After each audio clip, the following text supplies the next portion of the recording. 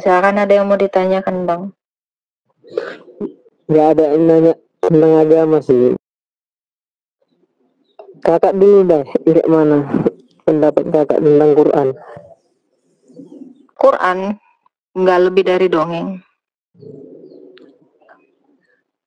Kenapa bisa kakak sebut nggak lebih dari dongeng? Ya karena sumbernya dari satu orang dan itu tidak faktual, tidak ada saksi. Salam damai sejahtera bagi kita semua, kembali dengan saya di channel kesayangan kita ini. Gereja YouTube, terima kasih bagi teman-teman yang senantiasa mendukung dan mensupport perkembangan channel ini. Tuhan Yesus memberkati kita semua. Pada kesempatan kali ini, saya akan membagikan kepada kita semua, luar biasa para apologet gencar dalam menyampaikan kebenaran firman Tuhan sebagai bentuk daripada pembelaan terhadap iman Kristen. Karena seperti yang kita tahu bahwa banyak orang tidak suka terhadap penginjilan kekristenan. Kalau dulu kita menginjil dari rumah ke rumah, itu dikatakan kristenisasi.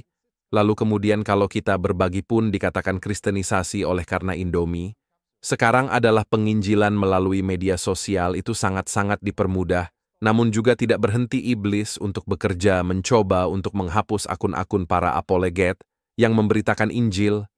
Ada bahkan sampai melaporkan apologet Kristen hingga masuk penjara. Tapi kami gereja YouTube tidak pantang menyerah, mati satu tumbuh 1000. Mari kita terus berdoa dan dukung teman-teman apologet Indonesia supaya terus menyuarakan kebenaran firman Tuhan. Saudara juga turut serta dalam memberitakan Injil dengan membagikan video-video yang ada di channel gereja YouTube. Nah, seperti apa dan tanggapan dan respon daripada saudara-saudara kita apologet dalam penginjilannya? Mari kita simak sampai selesai video ini. Halo, Islam Kristen, Bang. Islam. Silakan, ada yang mau ditanyakan, Bang? Nggak ada yang nanya tentang agama sih. Kakak dulu deh, gimana pendapat kakak tentang Quran? Quran nggak lebih dari dongeng. Kenapa bisa kakak sebut nggak lebih dari dongeng? Ya karena sumbernya dari satu orang dan itu tidak faktual, tidak ada saksi. Sama seperti kayak cerita-cerita rakyat gitu kan. Dengar-dengar disampaikan turun-temurun gitu. Kayak cerita Malin Kundang.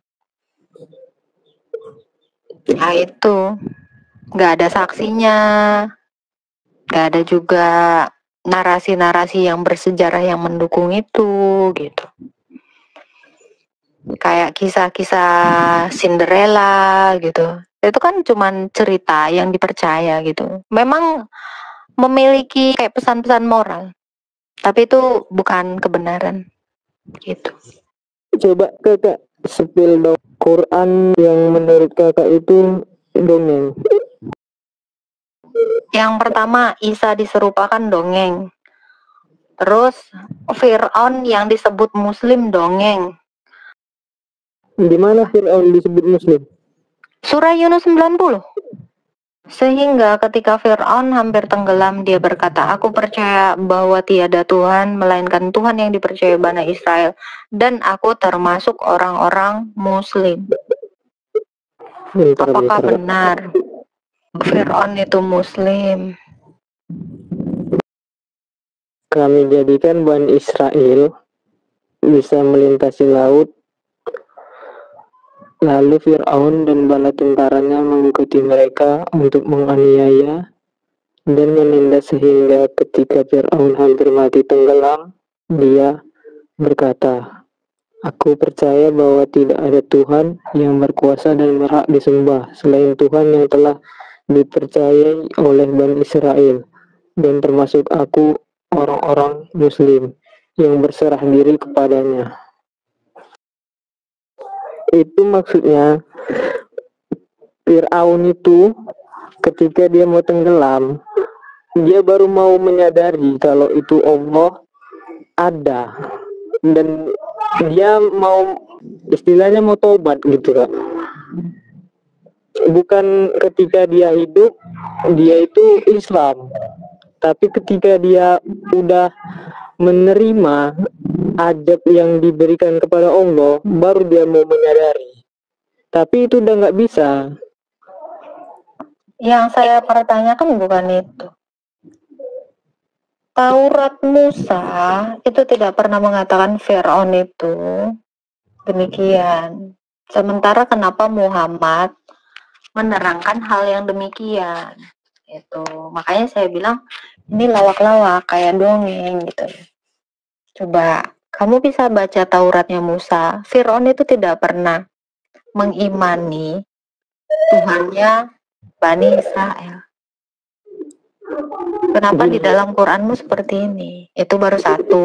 Lalu yang kedua, Isa katanya diserupakan. Ini Kami lebih percaya dongeng lagi. Kalau Isa diserupakan itu kami percaya.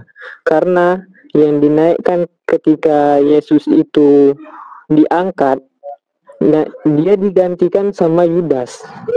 Dalilnya mana? Allah mengatakan menggantikan dia dengan Yudas. Kami percaya, tapi Nah ini makanya saya juga percaya kisah Cinderella itu seperti itu, tapi nggak ada saksi, nggak ada bukti, kan gitu. Sama kan? gini kan, di Quran Isa itu akan turun kedua kalinya. Kami nggak nanyakan itu. Iya, nanti Yang ketika kami pertanyakan itu bukan dia datang kedua kali. Yang kami pertanyakan kenapa Muhammad menarasikan Isa diserupakan. Siapa Isa ini yang diserupakan? Apa masalahnya sehingga dia hampir disalib? Terus kalau kamu mengatakan dia diserupakan dengan Yudas, Yudas ini siapa lagi? Allah tidak pernah menceritakan Yudas di sini. Yudas itu Dajjal, Kak. Yudas itu Dajjal. Di mana dalilnya? Iskariot. Di mana dalilnya Yudas itu Dajjal? Muhammad aja nggak pernah nyinggung nama Yudas. Kok kamu bisa menambahkan dongengnya Muhammad jadi dongeng yang baru lagi nih sekarang? Gimana bro? Saya ngomong seperti ini, datanya itu dari Ustadz. Kalau nggak percaya, kakak denger aja lah di Ustadz Ya. Abdul Somad. Ini bang, ini makanya saya bilang kayak cerita Cinderella dari mulut ke mulut. Faktanya nggak ada, datanya nggak ada. Kan itu tadi udah saya bilang. Sama seperti ini. Jadi ini ustadzmu pun sama. Lagi ngarang-ngarang juga kayak bacaanmu ini gitu. Ngarang-ngarang nggak jelas gitu loh. Yang pertama, Muhammad nggak pernah ketemu Yesus. Nggak pernah ketemu Isa. Nggak pernah kenal juga siapa Yudas. Tiba-tiba ini ada nabi baru lagi nih. Ustadz-ustadzmu itulah saya sebut nabi. Kenapa? Karena mereka mewahyukan lagi ada nama Yudas. Itu kan? Allah aja nggak pernah ngomong di sini ada Yudas. Berarti ustadz-ustadz kau itu lebih-lebih dari Allah. Ngeri nggak? Ngeri. Makanya kalian ini ngarang-ngarang cerita. Ada pula Yudas. Allah mau aja nggak kenal Yudas. Muhammad aja nggak pernah kenal Yudas. Kok bisa? Kalian menarasikan dongeng lagi nih. Makanya aku bilang, kok ngeri kali kalian dongengnya. Udah dongeng fitnah lagi. Quran itu bagi kami ya, kitab yang paling sempurna. Bagi saya kisah Cinderella itu juga dongeng yang paling enak didengarkan telinga saya waktu saya kecil sama ibu saya. Iya, saya mempercayai itu dulu. Jadi, bahkan saya sampai saya berhayal dulu punya pangeran. Ya gini, kalau di Injil, ini bahas Injil ya. Injil apa dulu? Saya nggak tahu ayatnya, karena saya bukan orang Kristen. Tapi yang saya tahu itu Injil itu. Kamu kenal Injil dari mana? Dari Muhammad kan? Ini ayatnya. Mana tahu saya salah, mungkin bisa kakak lempangkan lah. Dia membatalkan, lebih baik hukum Torah itu batal daripada apa tuh kak? Mungkin Tadi kamu saya persilakan bertanya Alkitab, nggak mau. Oh, ini aja lah Kak, kenapa, apa pandangan Kakak tentang ini? Terus kau lari. Gimana? Mungkin kakak kejauhan mungkin. Loh, kok kejauhan? Kan tadi pertanyaan kamu, masih ingat nggak? Iya. Nah, apa pandangan Kakak tentang bacaan kami ini, katamu? Saya bilang ini beberapanya adalah dongeng. Apa tuh? Kayak Fir'aun tadi, dongeng. Isa diserupakan, lebih dongeng lagi. Nah ini, coba fokus dulu ke Isa. Buktikan satu ayat di situ itu bukan dongeng. Nah itu. Masalahnya kamu tidak sanggup. Ya, kamu pasti akan kabur dari sini. Ada ayatnya Isa itu bakalan turun kedua kalinya. Saya nggak nanya itu. Saya bilang kasus diserupakan itu. Iya, dan itu dia akan, kenapa? Dan dia akan bersaksi bahwa saya nggak nanya saya nggak nanya itu. Saya nanya kasus dia diserupakan. Siapa yang diserupakan? Di abad keberapa itu penyerupaannya? Kan nggak jelas kan? Sama kayak Cinderella. Keberadaannya tahun berapa nggak tahu. Pangeran-pangeran itu entah siapa nggak tahu. Itu cuman ada asumsi-asumsi liar yang dinarasikan satu orang, diutarakan dari mulut ke mulut, terus turun-temurun. Saya suka itu.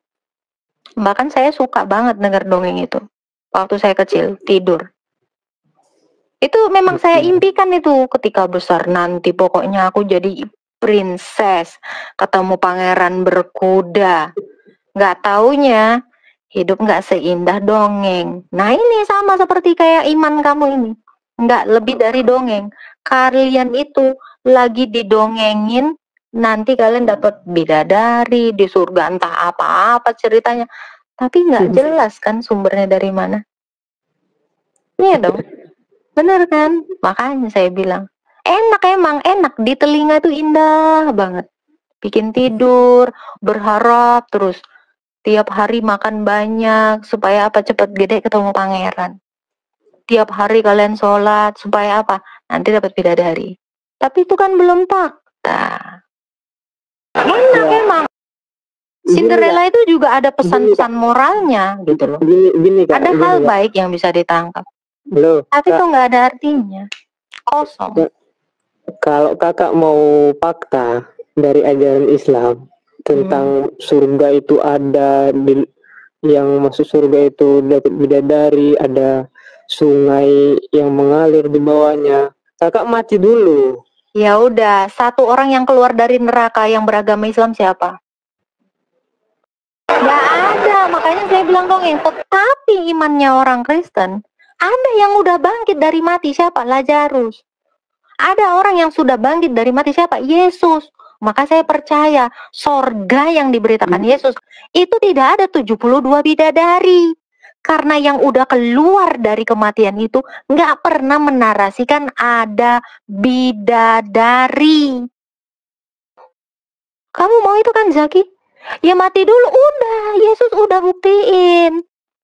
Lazarus udah buktiin. Masalahnya dari pihak Islam, satu orang pun belum ada yang bisa membuktikan. Itu. Kakak kalau mau tahu mati dulu. Loh, Yesus udah. Lazarus udah. Mereka nggak pernah bilang ada bidadari. Makanya aku bilang itu dongeng. Ngerti kan di sini Jaki? Dongeng. Coba. Yesus sudah mati, bangkit. Dia nggak pernah bilang ada 72 bidadari. Itu menurut kakak, kakak Yesus sudah mati. Itu menurut Yesus, menurut orang-orang yang sejaman. Enggak, itu menurut kakak Yesus sudah mati. Tapi bukan menurut saya, bukan menurut saya. Dengar, bukan menurut saya, itu menurut Matius, Markus, Lukas, Yohanes, Filipus, Bartolomeus, Matias, Yakobus, banyak orang. Kenapa? Karena mereka semua melihat dengan mata kepala mereka. Nah ini cuman menurut siapa?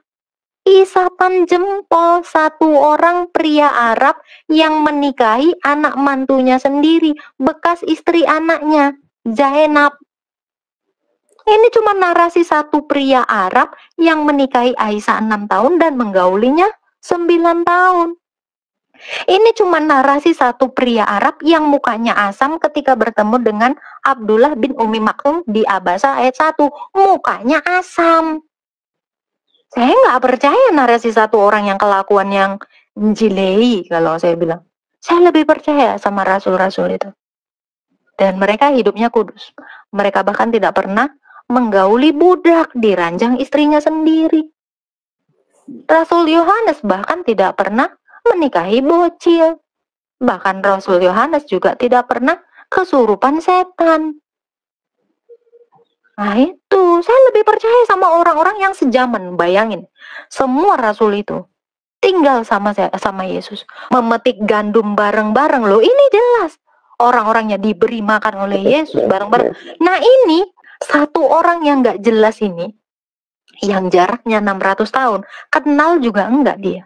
Siapapun nggak kenal, saksinya nggak ada. Yang ngangkat dia jadi nabi malah si Buhairo, orang yang nggak tahu agamanya apa. Ya ini orang yang nggak jelas ini, dapat wahyu di goa waktu malam hari mimpi. Terus kamu beriman sama yang kayak gitu? Makanya kalau kamu tadi mengatakan, Kak mati dulu, Yesus udah, Lazarus udah, ada 2 yang sudah mati dan bangkit. Ya. Itu menurut kakak. Nah, bukan menurut saya. Ya, itu menurut fakta. ajaran kakak. Itu ajaran kakak. Kalau saya buka sejarah gimana? Itu yang di luar kakak. dari Kristen. Bukan ajaran saya. Ada fakta di luar dari Kristen. Namanya Flavius Josephus, namanya Tacitus. Dia menarasikan ada seorang bijaksana. Dia nggak menuhankan Yesus. Dia memang mati, disalibkan pada hari Jumat dan bangkit pada hari ketiga. Ini bukan dari iman saya, bahkan di luar dari iman saya. Ini sejalan dengan sejarah. Nah ini, penyerupaan ini, siapa yang mendukung ini? Fakta yang mendukung ini di abad 1. Ada manusia yang diserupakan. Ya ada. Sama seperti Cinderella. Coba sekarang. Ya iya, Cinderella itu juga dari Allah, kata ibuku waktu dongengin aku itu. Itu kisah Cinderella itu juga dari Allah. Iya, ibuku juga bilang gitu. Aku dapat wahyu nak, ini dongengnya, dengarkan nak. Makanya kami percaya. Ini benar. Makanya kami akan membayangkan, anak-anak itu akan membayangkan Cinderella itu cantik, pangeran itu tampan berkuda putih. Itu dia juga dapat wahyu, ibu saya. Kalau ditanya siapa penulisnya, nggak jelas. Sekarang Jaki saya tanya, penulis surat Al-Baqarah siapa? Penulis itu firman, Kak. Saya tanya, penulis surat Al-Baqarah sehingga dituliskan, dicetak di sini. Siapa penulis surat Al-Baqarah? Awalnya Kakak tahu nggak Quran itu? Saya tanya penulis surat Al-Baqarah siapa? Nanti saya tanya penulis cerita Cinderella siapa? Nggak ada yang tahu. Coba pastikan ini, siapa penulis surat Al-Baqarah?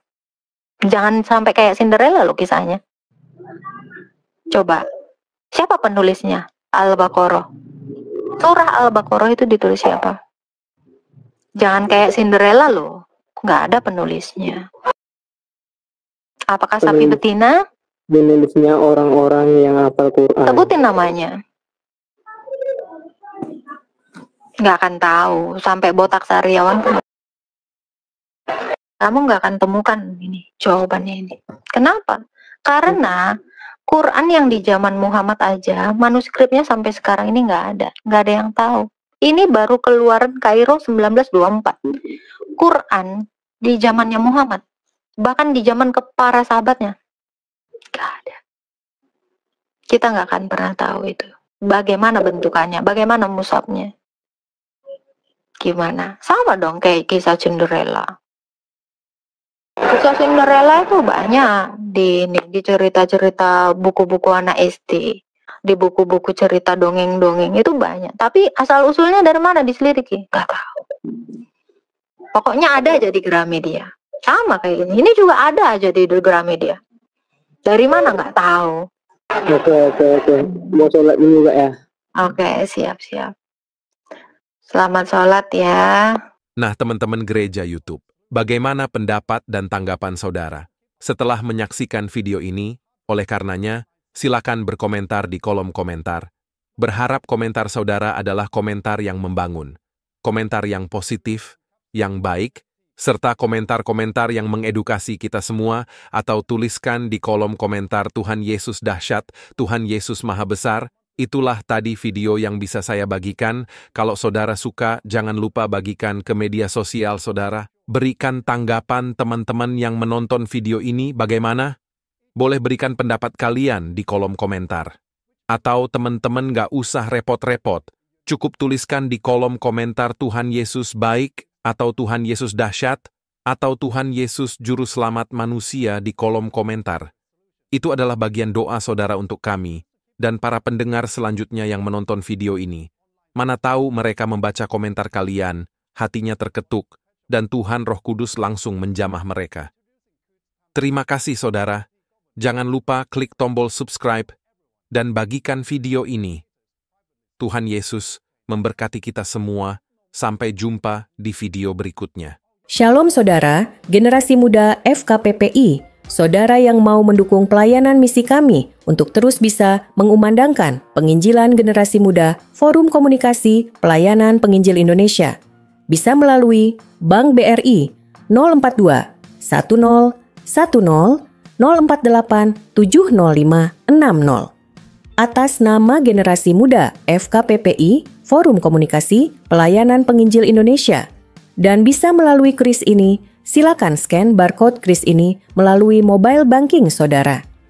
Tujuan dari pelayanan misi ini adalah untuk menjangkau banyak jiwa di pelosok-pelosok desa yang rindu untuk mendengarkan firman Tuhan dan untuk kegiatan apoleget yang menjalani penginjilan ke desa-desa untuk bisa terus mengabarkan kabar baik di seluruh tanah Indonesia.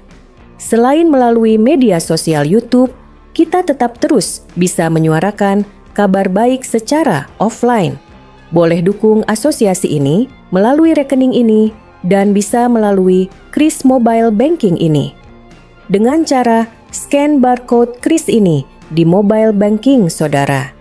Terima kasih. Biarlah kami berdoa agar semua kebaikan dan taburan saudara Tuhan yang membalas berlipat kali ganda.